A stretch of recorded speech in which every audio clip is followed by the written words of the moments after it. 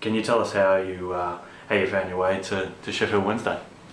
Well, a previous player at Sheffield Wednesday called Adam Pyrick, he was my coach back home all through my young years, and he kind of set up like an affiliation with the ex-academy manager called Sean McCauley, and he came out to Australia and did a 2-week training camp and basically said, listen, if you want to come over for a trial, you can come. So we came over here for a month trial, and then after that they said, we're interested and we'll give you a 2-year scholar. And then that's how it all came. How's your time at the club been? Yeah, it's been fantastic. Met loads of new people. It's a really nice atmosphere and really enjoyed it. And you've been playing in the under-21s this season? This season, yeah, I've been playing in the under-21s. How's that been going? Yeah, it's been good. We've had ups and downs, but because it's a new league, the fixtures sometimes are spread out, so we could go without a game for a few weeks, which is isn't ideal, but when we do play, it's good. But you scored, I think, in the last game? Yeah, against Wigan. So you in the score sheet, yeah. Yeah, I mean, obviously, last season you were the Academy Player of the Year and you scored 10 goals, so you must have had a fantastic season. Yeah, last season was a real highlight for me. And you also got Goal of the Year for a screamer against Sheffield United. Yeah. Tell us about that. Basically, I could hear the manager screaming, pass it wide, and I was thinking, oh.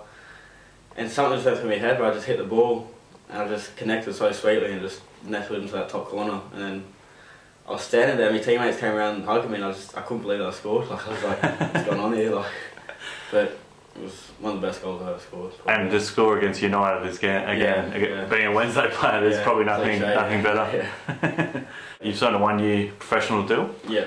So you've been training with the first team? We've got our own squad, so it's pretty much reserves and 21s. So, but it's good standard at the moment, yeah. Has there been instruction on what you need to do to get into that first team, or has you just been focusing on the reserves? Well, yeah, there's always things to improve, and there's definitely quite a few areas that I need to improve on to get to that next level. So hopefully this season, if maybe I get out on loan, who knows, so get that first team experience is ideal at the moment. It's been obviously a tough season for Wednesday in the first team. I mean, how's the spirit of the club at the moment? It's not great, I'm being honest, but you just got to try and get through these times and just keep motoring on, and hopefully things will turn around.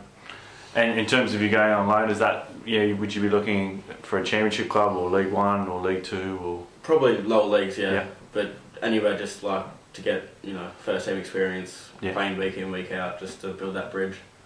You've also got another Aussie at the club in Matthew Fletcher, another striker. Tell us about him. Yeah, he's been captain of our team for most of the season, but he's a really nice guy, good player and great attitude. So you got 2 Aussies playing up front. That's pretty rare in this part of the world. Yeah, I know. I couldn't believe it when he signed. I was like, oh. So have you been? He said, oh, been in Sunderland, and then he went to Oxford, and then he came out. You haven't represented Australia at any level yet, but is that one of your goals in football? Yeah, well, to play for your country, that's always an honour. So hopefully I'll get the opportunity one day. There's a lot of younger players coming through now with the Socceroos, obviously because the team needs some regeneration. Is that something you've been following or back home? Yeah, I've been watching their progress and seeing the players from the A-League, making the next step to national team level, and it's been good. It's been good to see, but hopefully in a few years that I can establish myself in a national first team. That's number 9, number 10. And are you looking the World Cup after the next, possibly? Or World Cup, that'd be that'd be the dream? Yeah, that'd be the dream, yeah, Brazil. Just going back a little bit onto your background, how did you get into football as a kid, first up? Well, my mum couldn't really handle me hyping this because I used to be really, energetic young kid. And ever since she said, age 3, 4, I was just kicking balls around the house and things like that. So I started playing about 5, 6 and been playing every single year from then. And you grew up on the Gold Coast, so I mean, I guess that's an interesting place too. Rugby league's very strong, and obviously AFL and other sports are in there, so it's a real mix. Yeah, because when I was at school, I think I played 2 years of rugby. Because everyone's like, oh, you're getting rugby, what are you doing? Playing football, so played 2 years of that, but couldn't get to grips with the game that much. But it's definitely hard being from the Gold Coast and making it as a footballer because there's so many distractions. You've got the beach, you've got the party and everything, so there's a lot of sacrifices being made there. Tell us about football on the Gold Coast. I mean, were you sad to see Gold Coast United go under? Yeah, I was a bit, yeah, because it would have been nice, you know, obviously I want to pursue my dreams over here, but to go back to playing for your local side in the National League would have been, you know, outstanding still.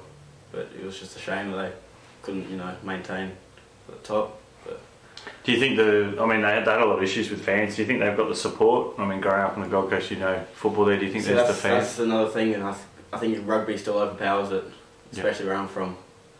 And to get the crowds in, nobody was, you know, supporting it as much as it should have been. So it was a real shame, but hopefully they might come back with the same, you know, so you never know. Did you follow the A-League growing up? Yeah, when it first came in I watched quite a few games. I've been to a few Royal games, and yeah, I still follow it over here, watch the highlights every week, so just to keep in the loop. And is that one of your goals, I guess, to play in the A-League one day? Yeah, I'd definitely play in the A-League one day. It'd be good to play in the National League and be back home. You've got that 1 year deal, so obviously finishing the end of next season. Are you thinking, what's your plans long term?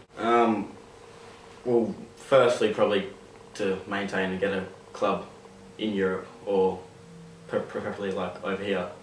But if that doesn't happen, I'd probably look to go back to A-League and try and get in somewhere there. How's your game improved since moving over here in the last 3 years? Everything's improved, 100%. Like, you know, my touch, just the awareness and reading the game, just miles better than what I was. I never thought that I'd get to, you know, this stage, and it's still a bit surreal, but yeah, it's just great, yeah. And how do you find living in Sheffield? Obviously the surf's not as good as on the Gold Coast. Yeah, it's a good city, it's a nice city, but you know, from moving to golden sunny beaches to cold, wintry, icy England, it's a big change, but you get to grips with it.